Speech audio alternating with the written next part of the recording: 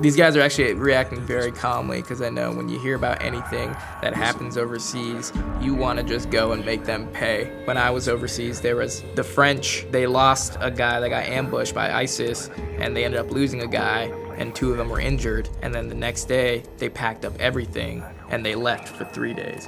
During those 3 days, we received the most amount of fire missions. They laid hate and just killed everything. This guy's injured. Obviously, you'd have a medic on a helicopter coming in, ready to render aid right when you put him on there. Yeah, flight medic.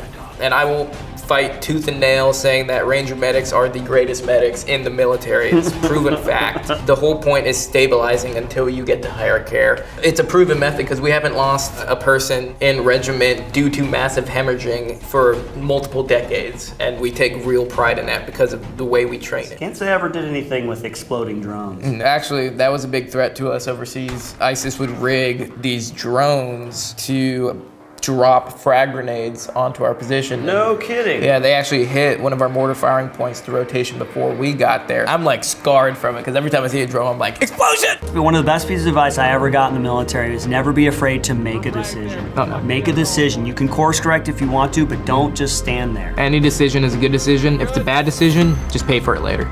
Just get the hell out of there. We were in Iraq, we owned the roads. Anything we did was the right decision. We wanted to go to the other side of the road against traffic, wanted to throw flashbangs, wanted to ram a car. It was always correct because we never knew there was an IED in that vehicle or not, you know? Yeah. That's a bad habit I've tried to break because now if I see like, if there's traffic, I'm like, why don't I just drive around it on the other side of the freeway? It's like, I can't do that anymore. You have rules in America. I love the monkey bars. I love how every training camp has the monkey bars in it because you just got to learn how to go across the monkey bars. Yeah, everybody knows the most common obstacle you face on the battlefield is monkey bars. One of the best advice that Delta ever told me, we were working room clearing with them. The whole point is not to get shot, but this dude literally looked me right in the eye and all he said was, just take it to the plate and keep going. And I was like, all right, dude, you are way tougher than I, sir.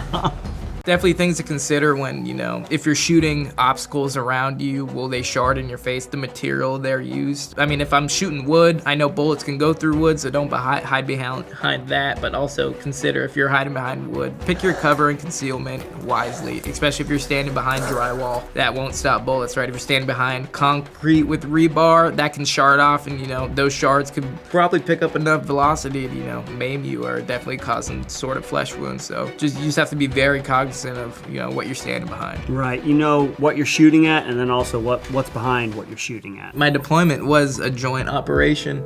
The Ranger Regiment, Delta Force, British SAS, French SAS, all living under the same building, and I loved the Brits.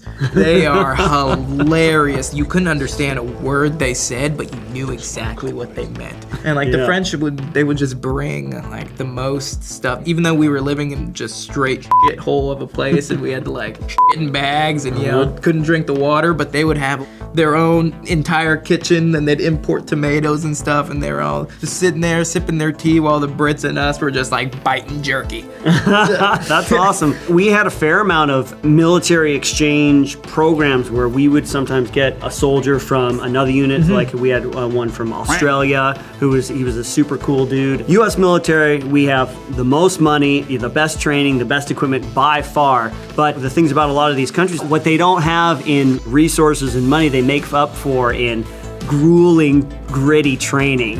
They do stuff that we can't even conceive of because we have a little bit more money, we can kind of take this high technology path. And you realize that they're from a different military, but there's still that kind of camaraderie and that rapport that you have and that sameness that it's like a brother or at least somebody from a different part of the family coming in. You have that instant connection. Absolutely. Yeah.